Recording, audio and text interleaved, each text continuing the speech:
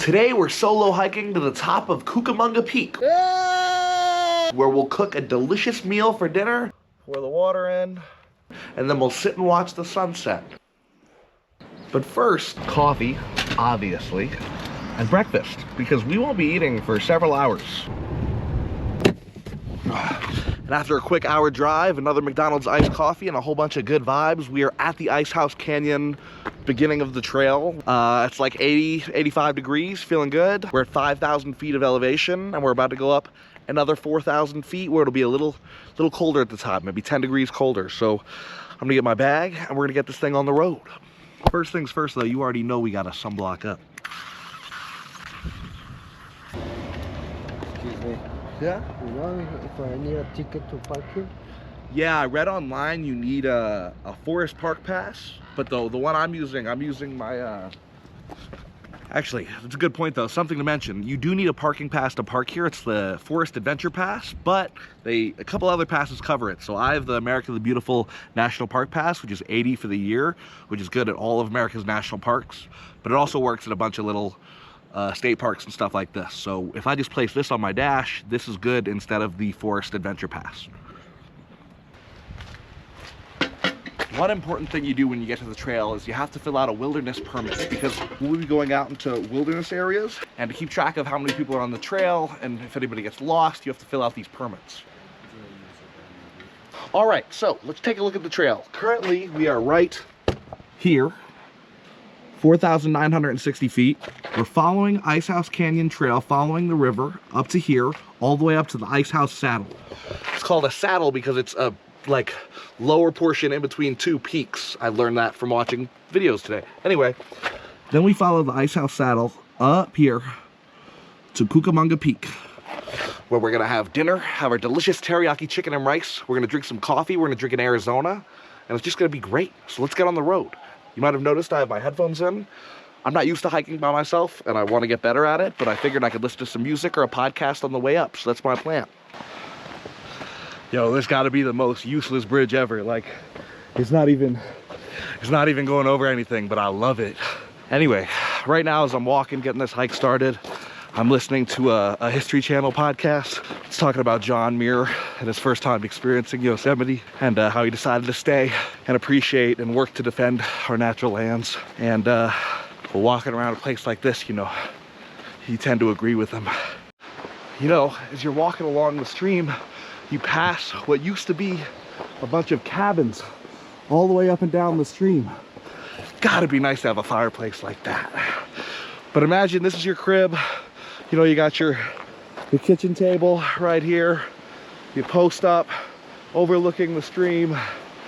I wouldn't mind living somewhere like this. Yeah, there used to be hundreds, well, like 200 of these cabins. And over time, you know, erosion and floods and whatnot, they've all but been destroyed, except for about 20 of them that you'll find walking up and down this trail. Fun fact. Look, here's another one, a little bit more put together. Hello. See, I like this one. This one's more like the size of my apartment. Yeah, some of these are so old, they're from like the 1800s. I don't know about the stonework on that one. I don't know if that's that old, but pretty cool. I mean, this is really freaking pretty, man. Look at this tree.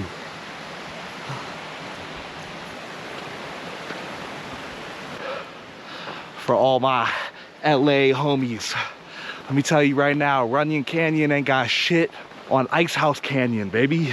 I mean, look. You know, I was walking up some stairs and I noticed this.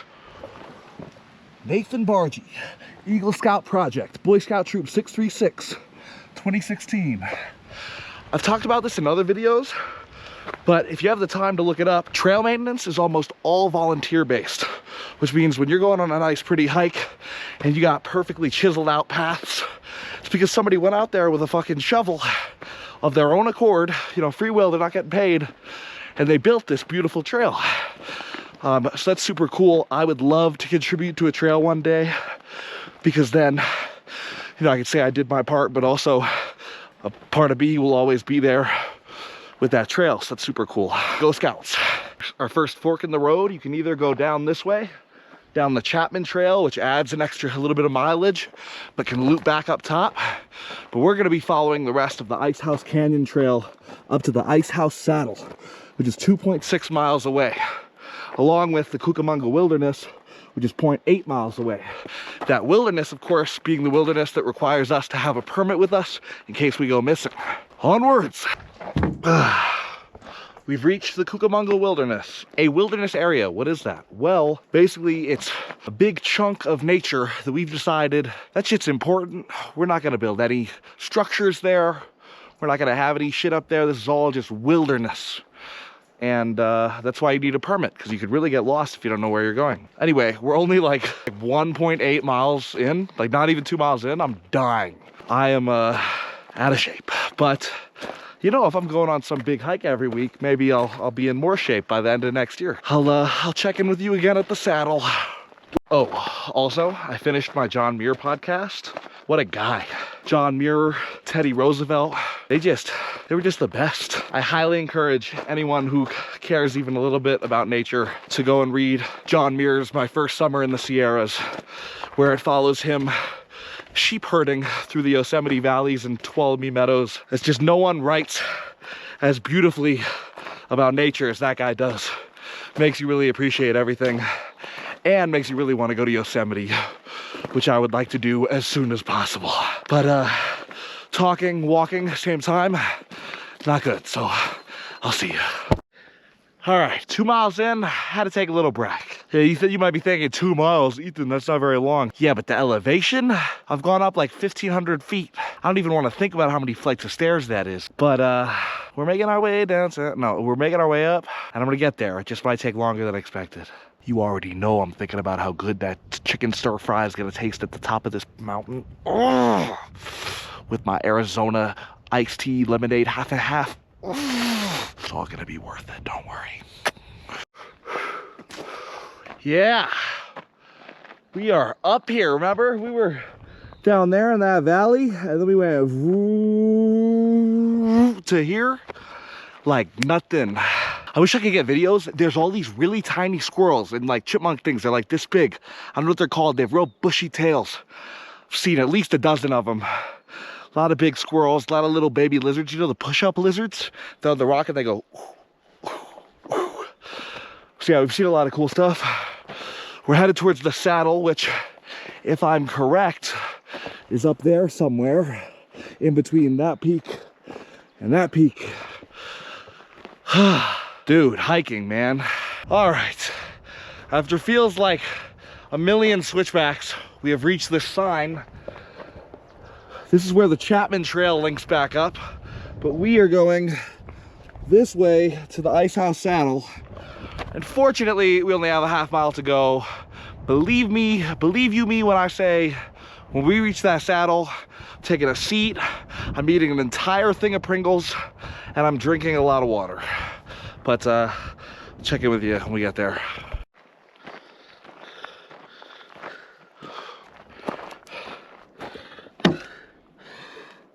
Ice House Saddle. We are here in between Mount Baldy, Cucamonga, Bighorn Peak, all sorts of fun things.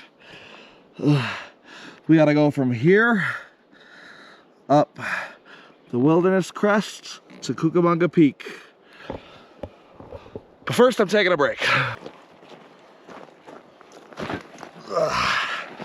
Well, after 2 hours, 3.5 miles, and around 2,500 feet of elevation gain, we've reached the Ice House Saddle. And I am fucking beat. Don't let any of these YouTube videos make you think it's an easy hike. This shit is brutal. It's just up the whole way. I'm having a phenomenal time, but I have 2.5 miles to the summit, and it's another about 2,000 feet of elevation gain. So it's gonna be a mission. But God, you already know that meal up top's gonna be good. But let's have a snack here. First, we got our Pringles. We also have our Alien Fresh beef jerky, which is what I'm gonna start with because I need something significant. That's that premium Alien Fresh sweet and spicy jerky right there.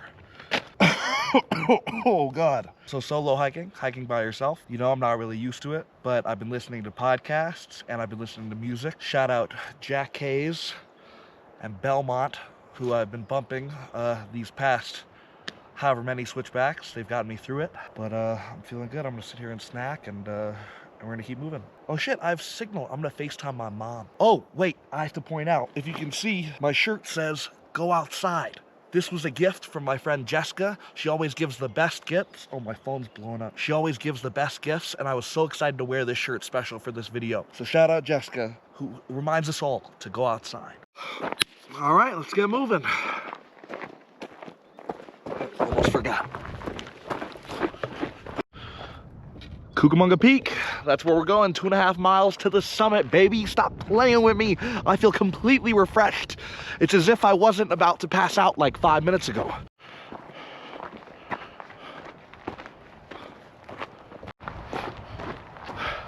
So this next portion that I'm doing from the ice house saddle to the peak is lots of ups and downs as you kind of fall along the side of the mountain.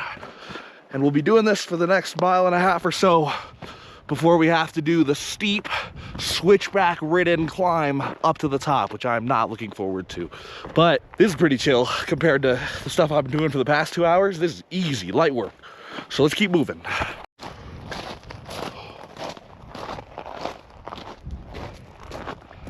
That's one hell of a view. Ooh, do I got something cool to show y'all. I've been looking forward to seeing this. Right in front of me, slash behind me, slash right there is the old Lurtle Creek mine. Now in the 1860s, this was opened up to be a gold mine, but over time they realized there's shit all gold in there, but there's a whole bunch of copper, so they started getting copper. But we are gonna climb up in there and check it out. We might have to go into first person mode for this one, and we're gonna get the headlamp out. Ugh. Okay, I climbed all the way up here to see the mine. I don't think this is the entrance. I think it was actually down there. Because, as you can see, there's nothing here. Whoopsie. Okay, climbing back down. This will be difficult. All right, we may not explore this one. Looks like it's very small. Ugh. Let me get my headlamp out. I'm thinking we might have to go in and explore this bitch real quick. Ugh. Let's hope no one takes my bag while I'm exploring. We gotta get down.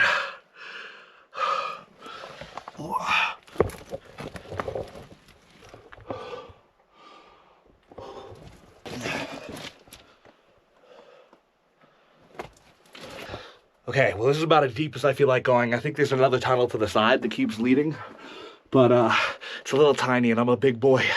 So we're gonna climb back outside, but this is pretty cool.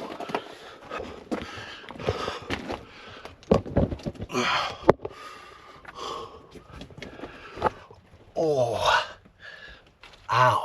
This would have been a lot easier if I had pants on. There's rocks in my knees. Ugh. Oh. Oh. You guys ever seen the second Ace Ventura Pet Detective movie where he comes out of the elephant's ass like, whoa. It's kind of how I feel right now. Oh shit.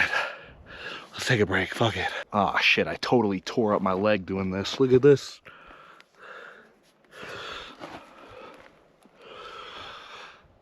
Just to let you know, future advice to all our cave explorers, it's definitely the type of gig you do with a pair of pants. Shorts, not the vibe, especially if you're crawling in a tiny hole. Ooh, ooh, ooh, ooh, ooh. All right, fellas, enough funny business. We're back on the trail to the peak. Wow.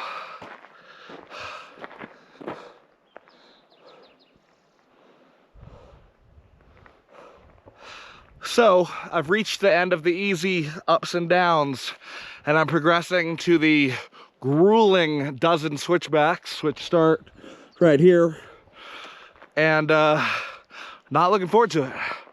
But with a view like this, I feel like anything is possible. I feel like I could do anything. You guys already know this by now. I've told you a million times, but it's never a bad time to go on a hike. Good day, go on a hike.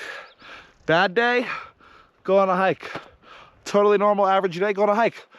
Bro, This is what I'm talking about.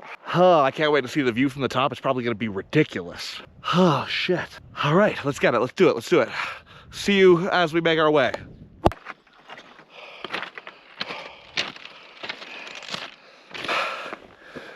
Oh, these are some steep switchbacks. Look at this.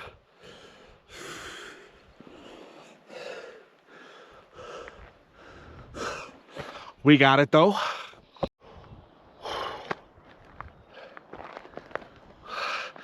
We are getting up here.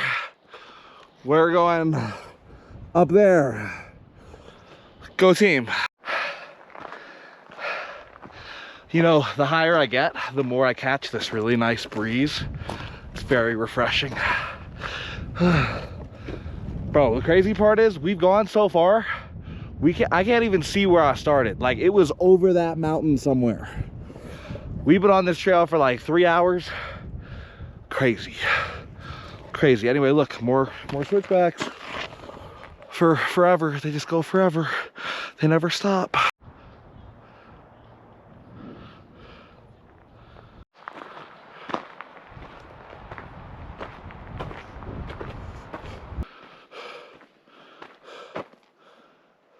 So for the past hour of these intense switchbacks, every time I walk past a rock that's like waist height or lower, I'm like, damn, I could sit on that and just take a nice little break. But I didn't. Dozen switchbacks complete, and the top is right behind me. Like probably like less than a quarter mile. But I needed to sit down because I feel like I'm gonna throw up. Intense hike, not for the faint-hearted. Faint of heart, faint-hearted. All right, that's enough. Let's get back to this. Oh, shit. All right, 4.5 hours, 6 miles, and 4,000 feet of elevation later, we made it to Cucamonga Peak. Now, the actual peak is in, the highest point is over there, but the view right here is ridiculous. I mean, look at this shit.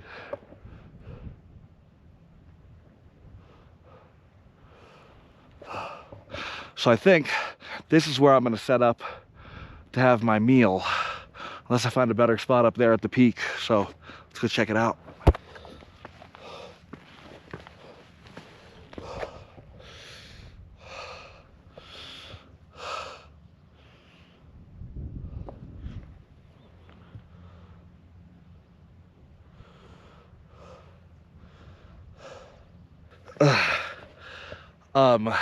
That was brutal. That was a brutal 6 mile, all uphill, intense ass journey that brought me to here.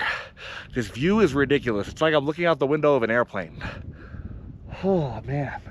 The way it just opens up. I love when, like, you know, you can't see much for a while, you're hiking, and then it goes and it opens up and you see some crazy ass shit like this. So yeah, now we gotta figure out where we're gonna have dinner because I'm fucking starving and really tired and want to sit back down. So let's do some scouting.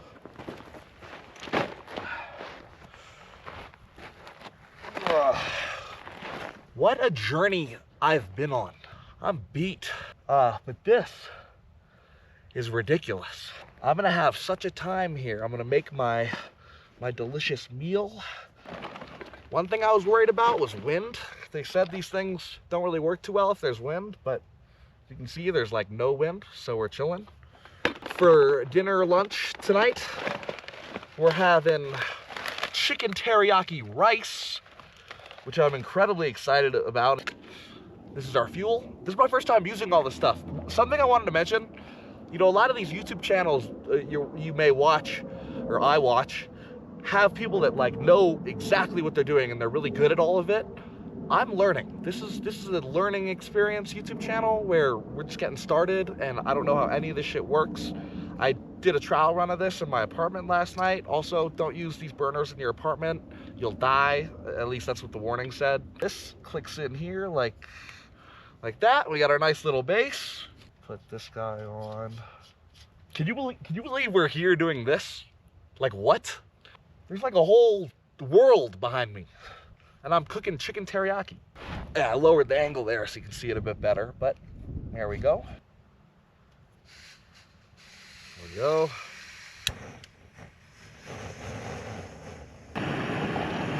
Whoa, it's boiling already. Oh shit.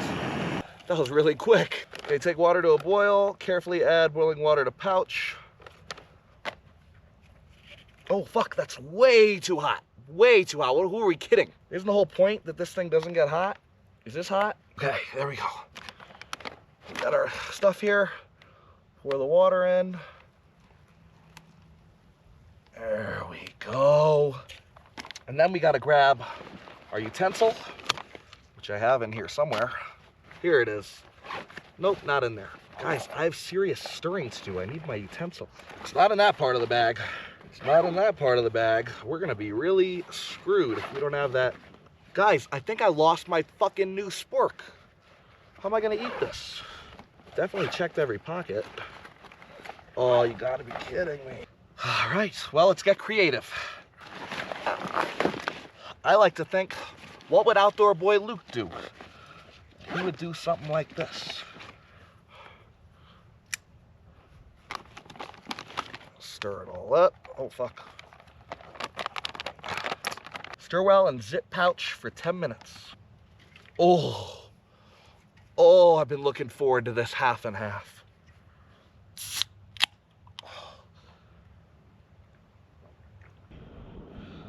All right, this shit better be gas. Big reveal, big reveal. Oh! Smells ridiculous. I gotta be careful with this because this is a sharp knife, so I gotta feed myself with the blunt side here.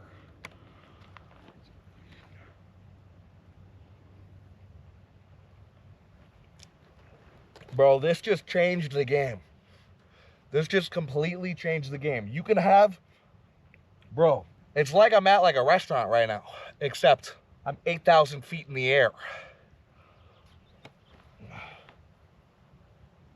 You can just have a meal like this up here. And it's literally just water. It's hot water and dried food. It tastes like it's home cooked. Oh, man.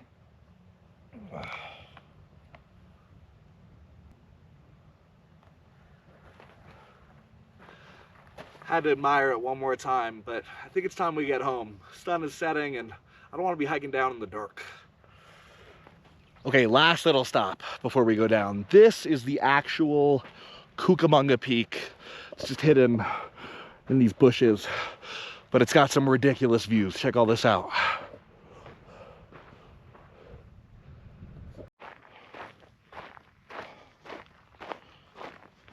It would be so great to camp up here, like waking up for the sunrise and you're just like, "Bwah." This is a rock people stand on to get cool pictures. We're gonna go stand on it.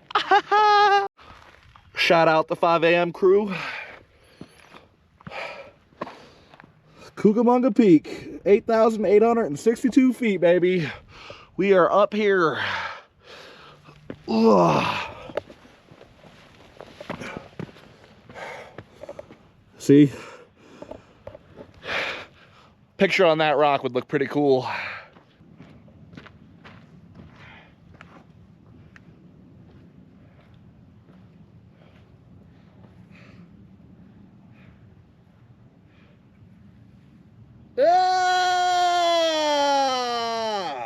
Okay, this just psyched me out. Like, I know we're up here, high up here, but there's still snow up here, bro. People do this in full snow coverage with like crampons and ice axes and shit. People do Mount Baldy too. I would love to do an adventure like that, although lots of training is required and lots of planning and gear is required. Making our way down at a much quicker pace than coming up, where I had to stop every 50 feet because I was dying. Feeling very good. This is something I want to mention. On this hike, you know, when you're solo hiking, right, you're by yourself. You have no one to talk to. You're on this mountain, you're hiking, and it's beautiful, but you get kind of lonely, right? For whatever reason, on a lot of the hikes I've gone on, once you reach like the top or a high clear point, you get cell service. And my favorite thing to do is call my family and let them know, first of all, that I'm alive. You know, on this hike by myself, they're obviously worried. But also, just to check in and be like, yo, I saw this cool shit, or I did this and it was so cool. And today I called my mom, I think twice. I called my Aunt Deb 2 or 3 times. I called my stepmom, Kelsey. I told her about it. I called my grandma and pappy, and I told them about it. And they're not here on this hike with me, but when I talk to them, it's nice. It's very nice. I don't know what else I have to say about it. It's just a little thing I do on hikes that kind of makes it more fun for me. But in a sense, going on these hikes and filming them and talking to you guys kind of fills that void as well. Take a minute to look at this. This is crazy.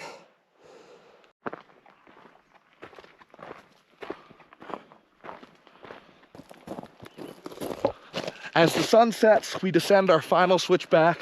I'm reminded of one very special shout out I have to make for my little brother Gianni, who watches all my YouTube videos and tells his friends that his older brother is a YouTuber.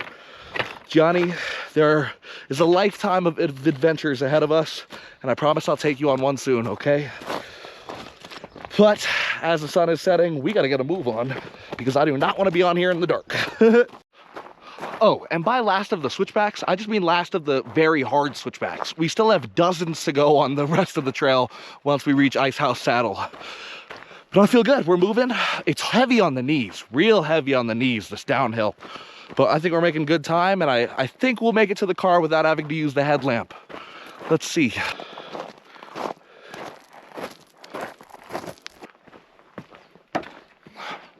And we are back at Ice House Saddle, baby. It means we got 3.25 or so miles to go, all down. It's gonna be real easy.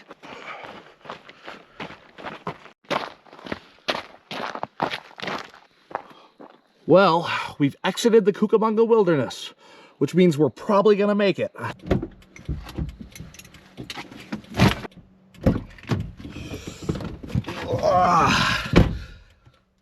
Yep, real good thing I brought this headlamp, because it is nighttime right now. I can't see a thing. So I realized you guys probably can't see me much at all, so I put my headlamp on top of the GoPro, I stacked them. I feel like I just died and was born again. I'm gonna drive home, and when I get home, I'll tell you all about the hike and how I feel and my thoughts.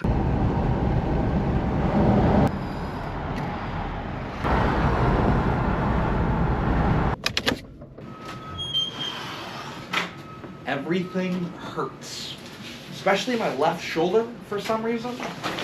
I don't know. It's nice to be back in the chair. Let's talk about this hike. Hey, wait! My spork has been on my desk this entire time. I had to eat my meal with a knife because I didn't have my titanium mountain safety research $14 spork. It's good to know I didn't lose it. I thought it fell out of my bag somewhere, but we have this. I'll use it next time. Anyway, let's talk about this hike. It's about 12 miles round trip. You're looking at 4,600 feet of elevation gain during the hike. And me, it took about 8.5 hours. I'd say about 7.5 of those were hiking. An hour or so was just hanging out. This is not an easy hike. It's steep, it's rocky, and I had to take several breaks once I reached above the saddle. I mean, I was stopping every 50 to 100 feet. I would totally do it again. Just if you're doing it, be prepared, bring tons of water. If you're doing it later in the day, bring a headlamp, because without the headlamp, we would have just died. If you enjoyed this video, please leave a like and a comment, maybe some suggestions on where to go next, or tips so I don't get myself killed on all these adventures. You know, I'm learning everything as I go. Thank you so much for watching and spending this time with me. I think it's so cool that people like these videos and watch them. It makes me so happy. And as soon as I figure out what we're doing next week, I will see you next week. Until next time, bye!